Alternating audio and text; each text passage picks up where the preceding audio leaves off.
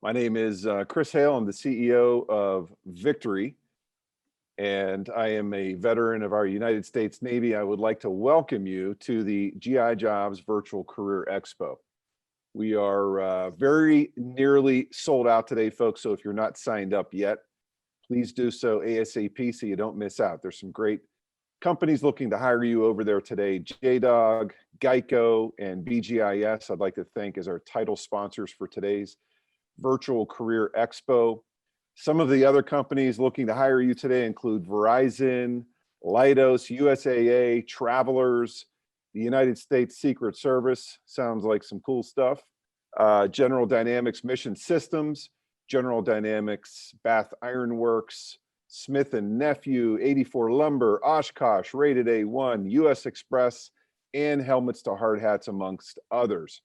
We've also got a couple of schools at the VCE today, schools that are teaching, honestly, some really job-ready vocational schools. The Heavy Equipment Colleges of America is at our Virtual Career Expo today, and the Learning Alliance Corporation. Honestly, I think if I wasn't doing what I'm doing right now, I'd be a heavy equipment operator. There's nothing like operating those big Tonka-looking trucks. In fact, my 6-year-old got to ride in one of those giant dump trucks at a work site near my house, got to operate the dumping lever, and what a fun ride for him. So that's the kind of stuff they do over at Heavy Equipment College. So neat stuff there. Also at the Virtual Career Expo today, our good friend Steve Miller is here. No, not the 80s rock band, but rather the franchise coach. Steve is over at the Vetrapreneur franchise coaching booth. So if you're interested in opening a franchise, but don't know which one or how to even pursue it, or if you're looking for a guide to help you through that process for free, Steve will be there starting at 1 p.m. Anyone wishing to open up a franchise, you got to have a minimum credit score of 680 and 17,000 in liquid cash to qualify for that. But some pretty neat stuff going on over there. And then finally, you will find plenty of career advice at both the GI Jobs booth and the American Corporate Partners booth, where you can be connected with a mentor that will help you with that whole military transition process. Our maximum limit is 1,000 registrants. We're almost there. So if we're sold out by the time you get over there to sign up today, if you haven't already done it, you can sign up for our next Virtual Career Expo, which is going to be held on Wednesday, July 28th. That's 5 weeks from today. Simply go to gijobs.com/expos and you can register there for free. Okay, some quick administration here for the Virtual Career Expo before we get kicked off with our keynote. First of all, I'm proud to say that GI Jobs is in our 20th year. I'm very proud of our team, who bring their talent and their passion to work every day to deliver on our mission, which is to connect the military community to civilian opportunity. And as good as our team is, we are not perfect. So I want you to know that we are fiercely committed to not just meeting, but to exceeding your expectations. So whether you are an exhibitor or an attendee, please fill out the satisfaction surveys at the conclusion of the event. Let us know what we did well, and let us know what we need to do better. I promise you that we value your feedback greatly, and we will turn that feedback into improvement as soon as we can. Second, if you had a good time and you'd like to do a video testimonial, we'd love to hear from you, and we can make you a rock star. There's also a chance to win a $100 Amazon gift card. All you need to do if you want to do a video testimonial for the event is to show up at the GI Jobs booth, talk to our good friend Edgar Reynolds to get that scheduled. If you can't make it there, or if the line is too long, you can simply email Edgar at edgar.reynolds@gijobs.com. That's edgar.reynolds, REYNOLDS, @gijobs.com. Third, if you have any questions during today's keynote, you can submit those questions on the chat for Jesse, and we will have a little bit of time at the end to cover a few of those items. So I am broadcasting live here from the GI Jobs headquarters near the Pittsburgh International Airport. While Pittsburgh does not have a huge active duty military presence. It does have one of the highest percentages of veteran populations in the country. And we have a strong reserve and guard presence here. We call it the Pentagon of Pittsburgh because it overlooks all of the major units here in Pittsburgh. And before I kick off the introduction of our keynote, I wanted to show you, Jesse appeared on the 2019 cover of GI Jobs magazine. I'm looking forward here. I can't seem to find it anywhere. Let me see where I may have placed that. Head over here and let's see if I can find that anywhere. Let's see. We've got Edgar Reynolds right here. And geez, Edgar, what are you reading there? You're pretty in tune with that. Yeah. Good to see you're reading up on Jesse there. Jesse, I see here. Absolutely. Okay. What are you guys watching on TV here? You're hanging out on Jesse's website. I like it. Kyle, you're a big NASCAR fan. Any questions for Jesse? Why don't you just T-bone Kyle Busch when he comes on the Camping World Circuit? Did you hear that, Jesse? Did you get that question? I did. And no comment. He said no comment, Kyle. Sorry. Good question, though. Good question. Well, hey, good stuff, guys. Appreciate that a lot. There is something, Jesse, that I'd like to ask you. So I have a 2012 Mustang Boss. And in addition to wanting to race you at some point, which would be a whole lot of fun, I'd like you, I took it out the other day and I tried to do a few burnouts. I wanted to see if you could give me some lessons or some tips. So here's my burnout. Let me play it real quickly for you. So any tips for me there, Jesse? Yes. First off, make sure traction control is completely off. So Okay. Hold the ESC button for about 10 to 15 seconds, and then you should see a whole bunch of lights on your dash say ESC off or whatever, or show these little squirrely lines or whatever. And once that's off, then you know that you are able to now actually complete a full burnout. So then from there, put it in first gear. I believe it's a manual, correct? It is. And put it in first gear, let out the clutch, gas it, and stay on that gas and modulate the throttle. Don't stand on it because then it will be uncontrollable, but get on it real hard to get it to start spinning, then back off a little bit and just modulate it and use and counter steer it to keep it going in a donut, and you'll have a good donut. Yeah, that sounds like fun. I'm going to have to watch that recording and practice a little bit. And next time you're in Pittsburgh, man, I want you to drive it and show me how to do it for real. Good I'd be stuff. happy to. Good stuff. Hey, back to it. I want to introduce our keynote here, our keynote speaker, Jesse Iwuji. It's an honor to have you here today. And you are you're a Texas native. You're a 2010 graduate of the U.S. Naval Academy. Jesse, for everybody who may not be aware of Jesse's background, was a safety on Navy's football team for 4 seasons, where he went to 4 bowl games and, more importantly, beat Army 4 straight years. And I think our crack research department did a little bit of research and did some quick math and figured out that in your 4 years, the Navy football team beat Army by a combined score in 4 games, a combined score of 115-20. So that is some impressive work. And you should have been commissioned as full lieutenants, I think, after you guys graduated, after doing stuff like that. Yeah. Really, really great stuff, man. Guys, Jesse is now the only current driver in all of NASCAR at the national level that has served his country and still does. It has been key for Jesse, who is currently serving in the Navy Reserves, to honor his country while pursuing and attaining excellence. It should come as no surprise that he has championed companies and charities that give back to our men and women in uniform. Jesse is also a big supporter of NASCAR diversity. Today, he is one of only 2 African-American drivers competing in NASCAR's national levels of racing. He was honored by NASCAR for 2 years in a row, the Diverse Driver of the Year award. He is a champion both on and off the track. Ladies and gentlemen, I am super, super proud to announce our keynote speaker for today's virtual career expo. I give you a great American, Lieutenant Commander Jesse Iwuji. Jesse, take it away. Thank you. Thank you so much, Chris, for having me on here. It's an honor. And for all the service members out there who are watching this, whether they're still serving right now or, they've left the service or in the reserves or wherever, thank you so much for all you've done for this country. I'm helping keep it free so that we can have the freedoms that we have in this country and be able to have expos and all this stuff. So I won't spend too much time much more on that. I'll get into my story now. So I have definitely a different story than most NASCAR drivers. So for me, originally, I am from Dallas, Texas.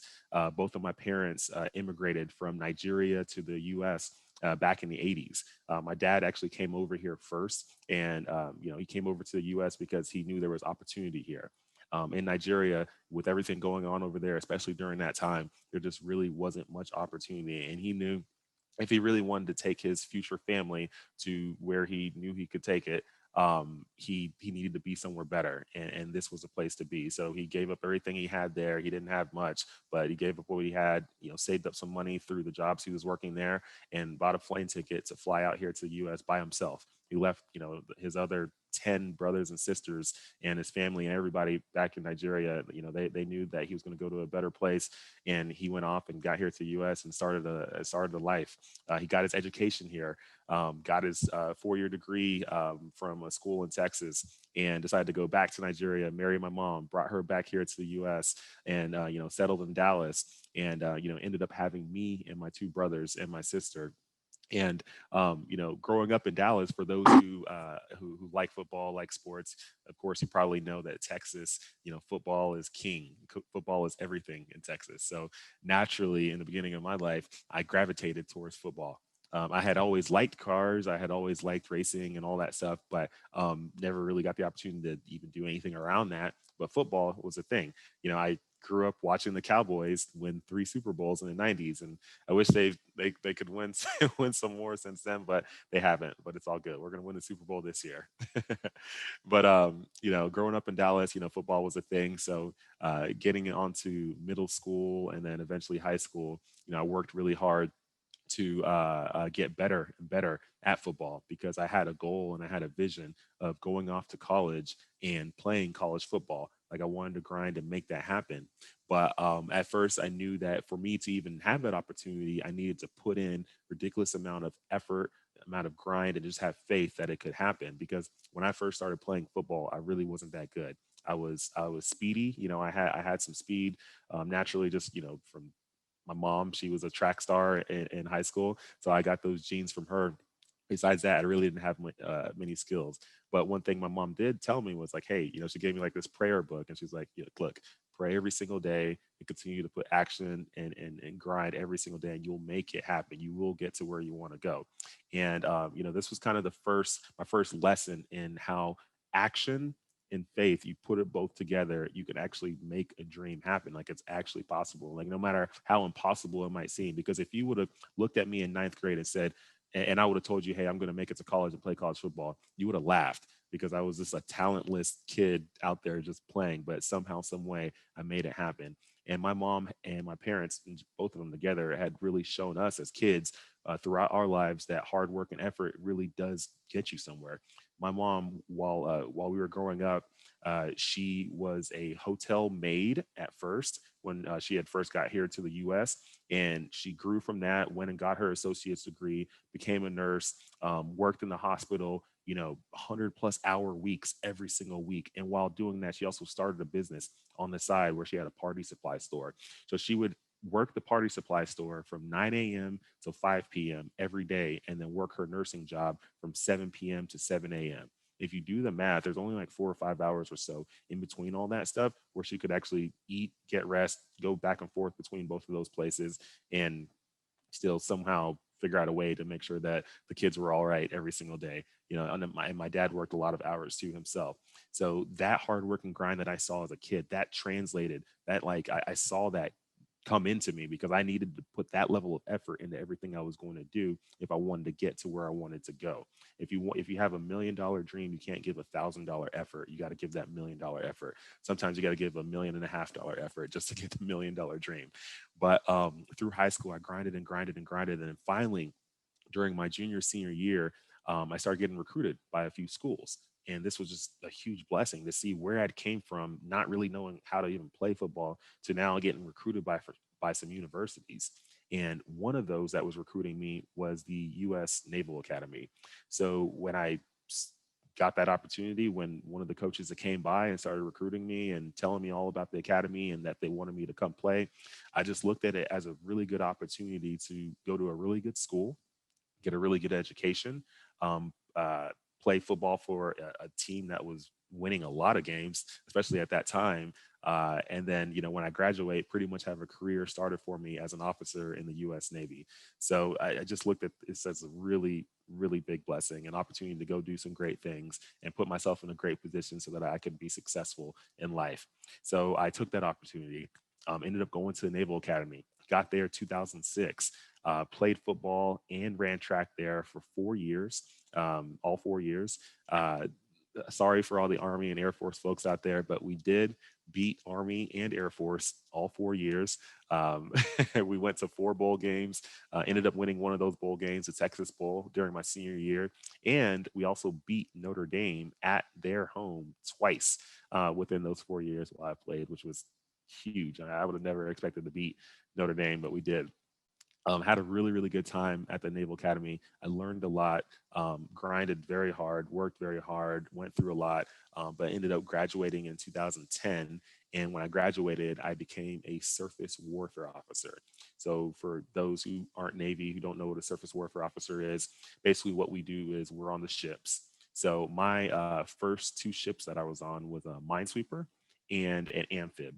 And on the minesweeper really isn't a big ship at all, maybe 224 feet long or so. 80 plus people on board, not that many people. And I was on that ship for about a couple years. Went on one deployment with them for about 10 months. We spent a lot of that time in Bahrain and the rest of the time sailing around the Arabian Gulf. And then my second deployment was with the USS Comstock, and I was with USS Comstock for another 2 years or so. Went on one deployment with them, sailed around the Arabian Gulf for about 5 months, and learned a lot, got to see a lot. And that was kind of my first 4 years in the Navy. But in between those deployments and going underway, when I was back home at that time, which home for me during that time, my station was San Diego, I was starting to develop this passion for cars and racing. And, like I mentioned before, I had always liked cars and racing. I would watch it on TV. I had never been to any tracks or anything, but I would watch, cartoons like Speed Racer. I would watch the show Knight Rider with David Hasselhoff, all that stuff. I would watch like car related stuff all the time on TV because I liked it. I thought it was cool, but just never had the opportunity to do it because it just wasn't something that was anywhere near me at all. So during my first 4 years in the Navy, when I would have off time in San Diego, I had bought some sports cars. I had bought a Dodge Challenger. I bought a Corvette Z06, and I would take these to tracks nearby. So I would go to these drag strips. I would go to these road course tracks. I would do all these open track days. And these open track days and time trial things are stuff that anyone can do. You don't have to be a professional driver or anything like that. You typically a group, some organization will rent the track for a day and, sell spots for drivers to come and test their cars on the track all day long. So I would go to these, on a lot of different weekends, and I really had fun doing this. And as I was doing it more and more, I got better and better. And then I transitioned from, just going to these normal open track days to now going to some more competition style track days where you're doing like time trials and things like that. And I would go and I typically would do really, really well. So after a few years of this, I was sitting in my room one night in January 2014. And by the way, I was still active duty at this time. And I was sitting in my room, January 2014. And I was actually getting ready to go on my next deployment that year. And I just made the crazy decision. I was like, you know what? I really like racing. I really like cars. I think I want to do something in that world. Why not? Why not become a professional race car driver? And it sounds funny. It sounds crazy. I mean, I'm just active duty lieutenant at that time in the Navy, how am I going to make this happen? But I just made the decision. I was like, I'm going to go after this goal no matter what, because I clearly saw myself becoming a pro driver. I clearly saw myself walking out of driver intros, waving to a crowd of 50, 60, 70,000 people, getting ready to hop into a race car and race on national TV. Some reason I saw that in my head. And when you clearly see a vision in your head, that means the deal is already done. That means wherever it is in the future that you're supposed to accomplish that, it has already happened. So why not pursue it? Why not give it your all and go after it every single day? And that's what I did. I decided, you know what? I have this vision. I see myself becoming it. I'm going to go accomplish it right now. And I pulled my whiteboard off my wall. I erased whatever I had on that whiteboard and I wrote one big goal: become a professional race car driver. I put it back on my wall. And that day, that month is when this journey began in January 2014. From there, I was like, okay, I'm a Navy lieutenant. I make decent money as a lieutenant, but how am I going to make this whole professional racing thing happen? Where am I going to race? What series am I going after? Am I trying to do Formula One, IndyCar, NASCAR, any sports car series? Like, where am I trying to go? I didn't even know. I just knew that I was going to become one.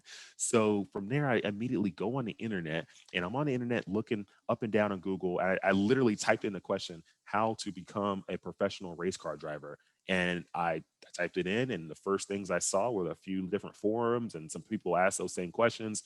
I was like, okay, I'm gonna jump in this forum. Somebody's gonna give me a step by step on how to make this happen. I jump on there, and nobody gave me a step by step on how it was gonna happen. All I saw was a bunch of negativity. All I saw were people who didn't believe in my vision. And I saw people say things like, hey, you're not going to become a professional race car driver because you don't come from a racing family. You don't come from a wealthy background. It takes a lot of money. Your parents aren't rich. You're African American. There's not a lot of African Americans racing. Like, how are you going to make it happen? Like, all this stuff. You're in the Navy. You're in the military. Like, go do military things. Like, all this stuff is what I saw. These people pushing back on the journey. They didn't believe in my vision. But the reason they didn't believe in my vision, because God gives only you the vision. He gave me the vision. He didn't give anybody else a vision. They can't see it for me. I have to see it for myself. And I understood that early. So I was like, you know what? I'm not going to let this negativity push me away from this dream I clearly saw. I clearly saw the end vision. Like, it's there, like it's going to happen. I pushed that stuff away and I immediately started doing what I knew I was good at, which was being resourceful, right? All of us in the military were very resourceful. We're given a little and expected to do a lot with it. I was given basically nothing to start and I expected myself to do a lot with that. So from there, I decided, okay, let me do some backwards thinking. Okay, to be a race car driver, right? You got to be decent at driving. So I need to train myself in driving. Maybe I can figure out a way to use a simulator to train myself, because on the ships, we use ship simulators to train ourselves to become better ship drivers. In the aviation world, they use flight sims to train themselves to become better pilots. All these sims are used to train people before they get into the real thing. Why not do the same thing in the racing world? So I bought a racing simulator that I could put in my house. I spent like maybe $1,000 or so between, the computer and the cockpit and the steering wheel and the pedals and all that stuff. I used that to train myself. And then from there, I was like, okay, I'm gonna use this to train myself. Now, how do I find the funding to get into a race car? Because like it costs money to get into a race car. I was like, oh, maybe I'll figure out a sponsorship thing or something like that. And I was trying to figure out all these different things. And then finally, maybe 2 months or so after I had made this decision that I wanted to become a pro driver, I was at a car show networking. The car that I was supposed to bring to the show wasn't completely ready, but I came to the show just to network. And for some reason, some way, because I had been putting this focused energy, and the universe was like, okay, Jesse's on his way towards something. Let me make sure I put little nuggets along the way. The first nugget that got put along my way, because I went to this random car show, was I actually ran into a guy at the show who was racing late model stock cars. And for those who don't know, late model stock cars are basically like kind of the lowest level of like stock car racing. Like, it's like an entry point for anyone who wants to work their way up to NASCAR. He was racing those. I had no clue he was racing them. I just randomly met him and then was telling him about my track days that I was doing with my Corvette and my Challenger and all that stuff. And I was telling him I really like cars, I really like racing, but I didn't really tell him that I wanted to be a pro driver, because I was keeping that close, because I didn't want anybody to be negative and tell me that I can't do it. So I told him this stuff. We split ways. And then later on that day, I was going to one of the portable restrooms there at the event. And he happened to be in the one that I was trying to get into. He walks out, and I was like, "Oh yeah, I remember you from earlier today." And his first words to me were, "Would you be interested in testing a late model stock car?" I was like oval track kind of stuff. And he's like, "Yeah, like oval track. There's a short track nearby, Irwindale Speedway. Here in a couple months, I can put you in one and you can test it out because you said you like track days and doing all that stuff. Why not try to jump into like a real life race car and see if you can actually drive one?" And I was like, "Yes, I will be there. Let me know when." So in May of 2014, I went and tested a stock car. It went well. Obviously I wasn't the fastest day one, but I still learned a lot and was halfway decent. And they figured, you know what, with a little bit more polishing, he can actually be fairly decent. And that was really the beginning of the journey of going the NASCAR route because I had no clue of where I wanted to go originally. Like I said, do I go Formula One? Do I go this? Do I go that? But NASCAR kind of presented itself right then, right there. I went and tested it. It went well. The very next year after this, because I had to go on deployment, later on that year, the very next year in 2015, I was basically getting ready to really embark on this journey. So I went back to that race team. I was like, "Hey, we did that test last year. It went well. I'm ready to actually, not ready, but I want to actually race that car in real races this year to begin working my way up the NASCAR ladder." They told me, "Great, we would love to have you on the team." We were like, "It's going to cost you $5,000 per race." I was like, "Holy crap. How am I going to figure out how to get $5,000 per race?" By the way, I'm still a Navy lieutenant. I think I made like $6,000 a month or something like that. How was I going to pay for, 2 or 3 races a month like that? I didn't know how. I was like, "How am I going to make this happen?" But once again, I wasn't going to let this stop me. This was another roadblock. This was another wall in the journey. This is another stumbling point. This is another point where people a lot of times sometimes quit because they don't have the resources at that moment. But just because you don't have it right then doesn't mean you can't go get it. So what I started figuring out was, okay, it costs money to do this. I need to go get the money. Maybe I'll look for sponsorship. I started sending out emails, trying to make phone calls, probably sent out at least 1,000+ emails. I probably got maybe 20 answers, and of the 20 answers, they were all no's. No one believed in my journey. No one wanted to sponsor me. But at this point, did I quit? Some people would have looked at it as a sign to quit. But why would I look at it as a sign to quit if I already saw the end vision? I already saw the end goal. The end goal is done. You can't quit. Figure out the next way. So from there, I was like, if no one's going to give me that money, I'm going to go make it myself. Right? The Navy's not going to pay me more. But what I can do is start a business on the side. And what I did was started my own side hustle where basically I was hosting drag racing events at local drag strips nearby me. I would rent the track on a weekend. I would pay whatever that cost was, and then invite a whole bunch of people to come race, invite spectators. They would come, and any extra profit I would actually make from those events, I use that extra profit to basically sponsor myself to get into a race car. I also did some crowdfunding campaigns. And then I just talked to just military folks that I knew who were out of the military, who maybe own their own business, and they chipped in some money too. And all this put together allowed me to get into my first 3 races in 2015 in the late model series. But getting into these races and running them, I did halfway decent in some of them. I had some issues in a few others, but I worked hard and I was grinding. I was trying to get better and better. But it got to a point after the 3rd race, I really truly ran out of money. I didn't have any more money. Like the business wasn't going to produce any more money until later on that year. I didn't have any more crowdfunding campaign money. Obviously my parents weren't going to give me $5,000 to go race, like they need to pay their own bills. So I was like, what do I do at this point? And once again, this was another roadblock, another wall. At this point, most people would have quit. When you run out of money, you don't have anything else. Most people think it's a sign to quit. And once again, I saw the vision in the end. Why would I quit? So I continued to pound the pavement. I continued to make calls. I continued to network. Somehow one person connected me to another, who connected me to another, who connected me to another. And next thing you know, I landed my first sponsorship in 2015, which actually covered the rest of the 2015 season. It was a huge blessing. And that just taught me right there that no matter what, no matter how dark it gets, no matter how crazy life is starting to be, you can still make it as long as you clearly saw the vision and you're putting action and you have faith every single day that it's never going to be done, like you were going to make it to the end. And that's what I did. Fast forward from there, the business started growing. All of a sudden, I was able to sponsor myself for the whole 2016 season and most of the 2017 season. I landed my next big sponsorship halfway through 2017. And then from there, landed some more and more sponsorship in 2018 and 19. I was working my way up the NASCAR ladder. I went from racing late model stock cars to the NASCAR K&N series, to the ARCA series, and then finally moved up at the end of 2018 to the national level of NASCAR, being the first service member who was serving and racing at the same time in NASCAR. And it was just been a huge blessing to be able to do all that stuff and make it happen. Since then, I've grown the business stuff that I'm doing. I'm not only hosting drag racing events now, but I now have a trucking company, semi trucks on the road right now as we speak. I started investing in real estate. I'm investing in real estate all around the country and not just where I live.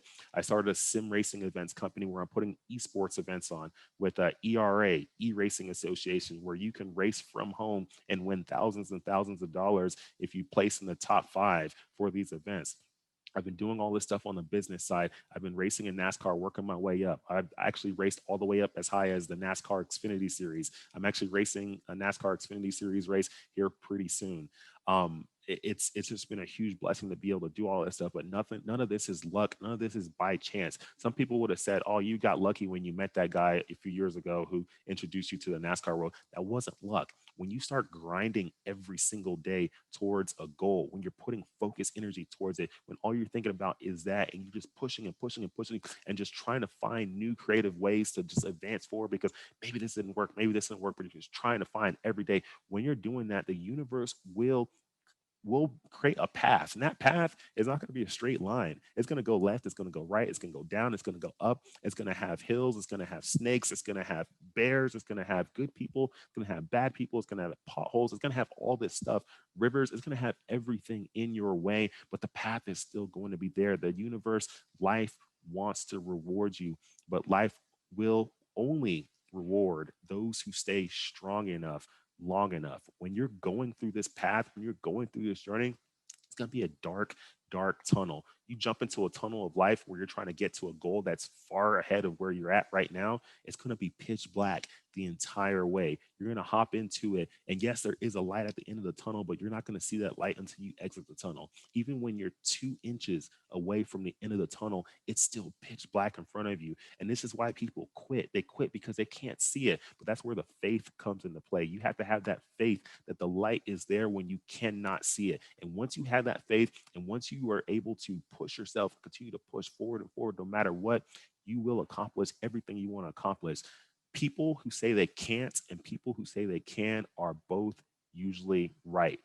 Who do you want to be in life? Are you going to be that negative one? Or are you going to be the one who pushes no matter what, even when you can't see it? Have that faith. You got to grind. Clearly see in your head that vision. Have that vision of what the goal is supposed to be, who you're supposed to become, what you're supposed to accomplish, all that stuff. When you put that all together and you're putting actionable steps every single day, you're grinding, you're having faith, you're staying strong enough, long enough, when you're giving that $1 million effort for that $1 million dream, you will accomplish everything you want in life. And that's what I've been able to do in the NASCAR world, in the business world, and all that. And now we're here, 2021. I'm still racing, growing my business side of things too, and also still serving.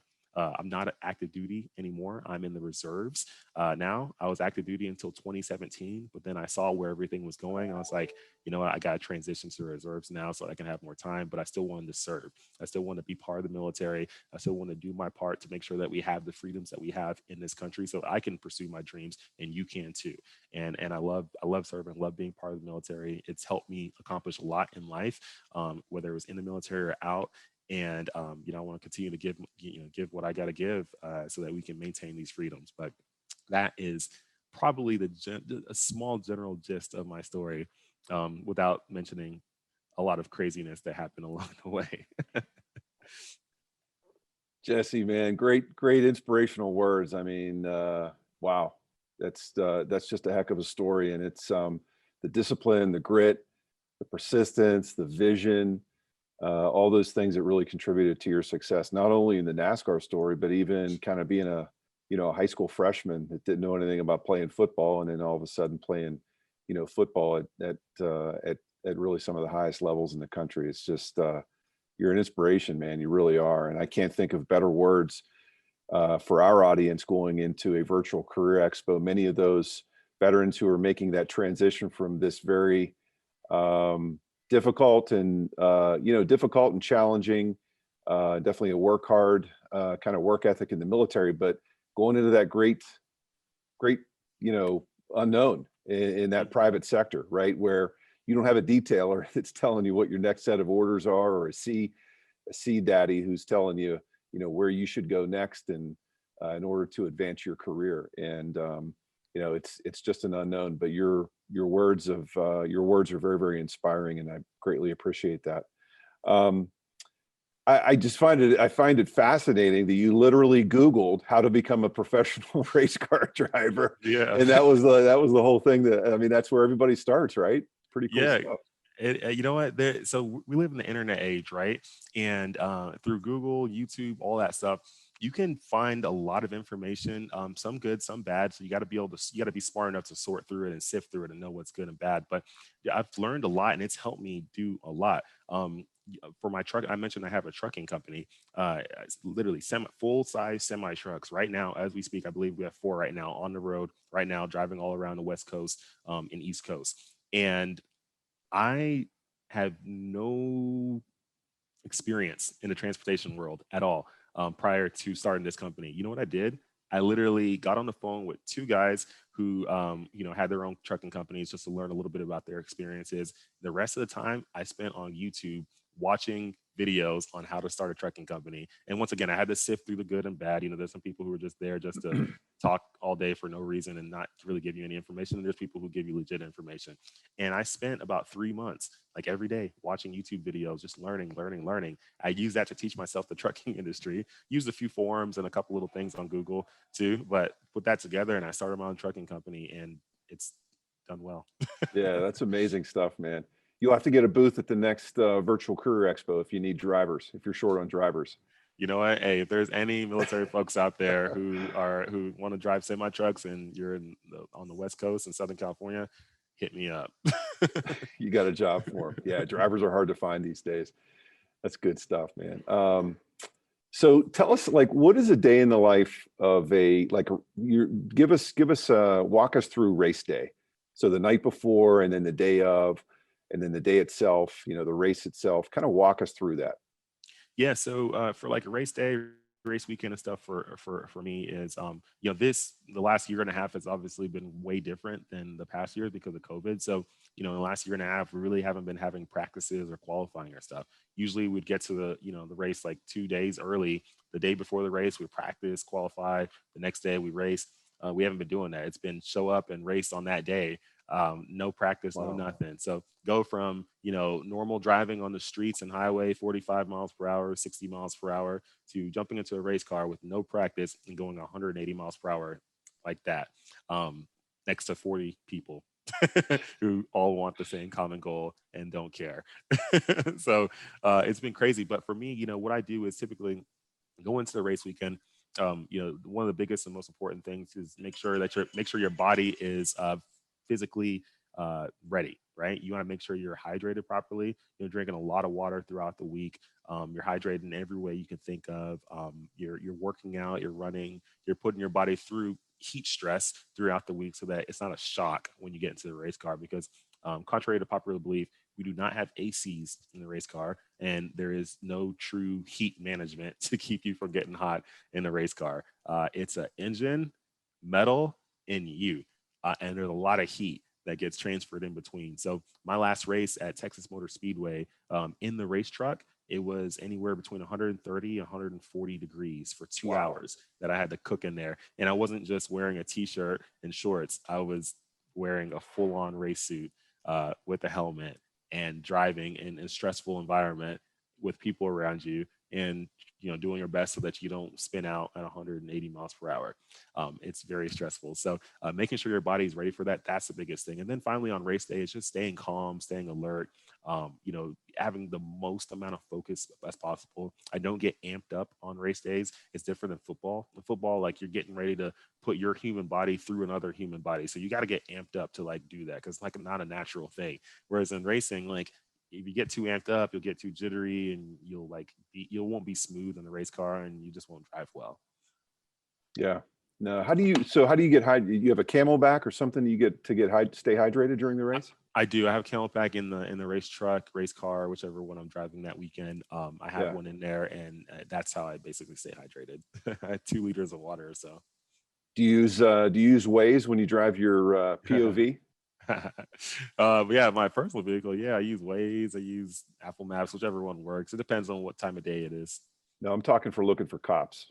Oh, or cop. No, I don't. I don't speed much on the road. That's the thing. Like race car drivers, like people think, like when we get off the track, we want to go, 100 plus miles per hour on the road. We don't. We get all our adrenaline rush over at the track, and on the roads, we drive like grandmas half the time, because we got our rush. So we don't need to prove anything on the road. Like I don't need to race anybody on the road. Like if I want to race, I go to the track. Yeah. Hey, so what was your the scariest moment that you've ever had? Was it on the track, or was it in the Navy, or on the football Scary. field? Scariest moment. I mean, I've been through, I would say, scary moments on the track, but the thing is, you're not scared when it happens. So, I've spun out at 170 plus and hit a wall head on, really really fast. And at no point in any of those did I ever like get scared. It's more of you're just like while it's happening, you're like, oh crap, this is gonna cost a lot of money, and then you're like, oh crap, like how do I keep this from like being worse than what it's probably gonna be? So you're trying to like control the race car as it's spinning and trying to keep it off the wall as much as you can and off of other people too and all that stuff. So there's a lot going through your head, but I don't know. I mean, even on the football field, there's no. I don't know. When you're playing a sport, there's not a lot of scary stuff.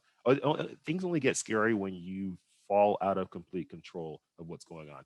Then that's when things get scary, and that doesn't happen a lot. But when it does, I guess that's when things get scary. So, in a race car or truck, if you were like flipping, that's when things can get scary because you have zero control at that point. And on the football field, I mean, I guess like if you're like getting tackled or something and you're getting held up and you can't move, and then you see somebody coming to hit you to bring you down and they're going for your knees and you're like helpless, that's probably scary. Yeah, no doubt. We had a question from one of the folks who's attending the career expo around networking, and obviously inspired by your story, and networking was a big piece of it. And it's really just around perseverance. But I think that's what we hear that a lot. That's one of the common questions that military transitioners, ask is like, man, I don't know anybody, right? I don't know anybody in the private sector, or at least I don't think I know anybody. And I think we've tried to give them advice. Well, you probably do, people that left the service before you or whatever. Give us a couple pearls of wisdom on, kind of, getting over that fear of networking and asking questions that you may think you should already know the answer to, just to kind of network with people that can help you in your pursuit of a private sector career.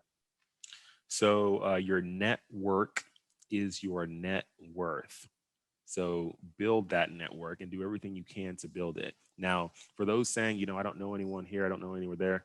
None of us knew anybody in the military when we joined, right? I mean, maybe your parents did or something like that, but they didn't walk you to the recruiter to go sign up. You did it yourself, right? You found a way to get to someone who was going to put you where you wanted to go. So if you're wanting to do something in the private sector, maybe there's a particular industry you want to join.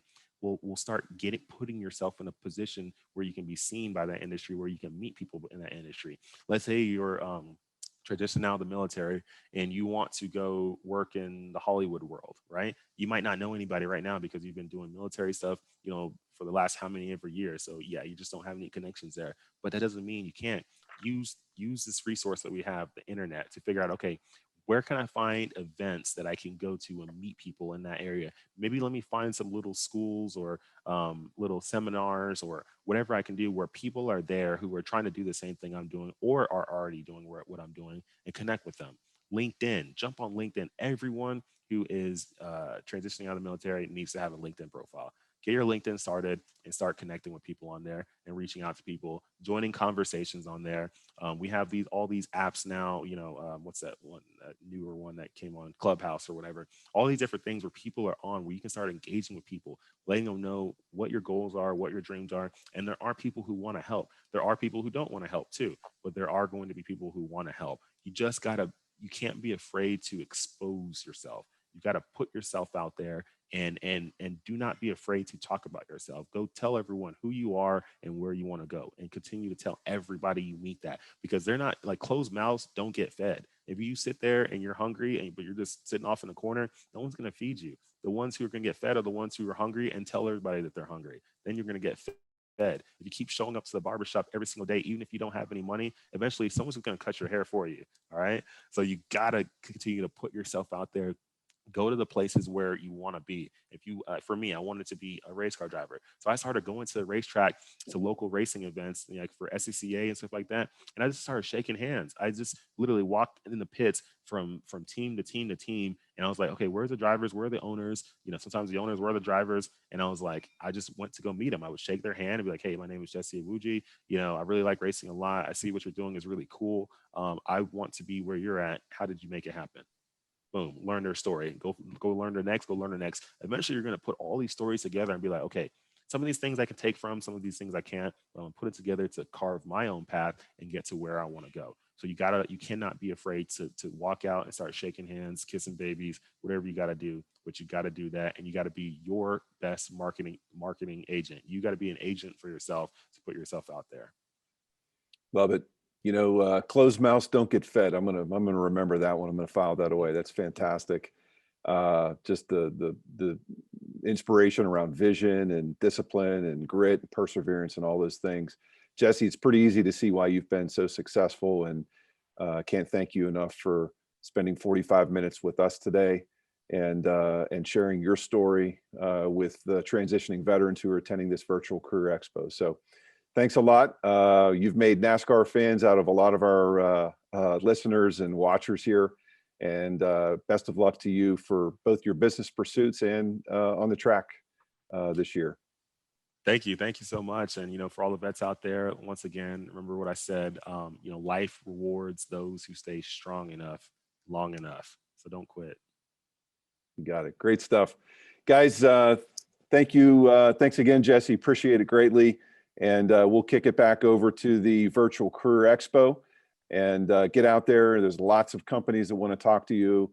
And remember, closed mouths don't get fed. So feel free to knock on the door, talk to these folks who are there to recruit you because of your military background. And we'll kick it off. Goes till 4 o'clock today. Thanks, everybody. That's all we've got. Thanks for tuning in. Take care.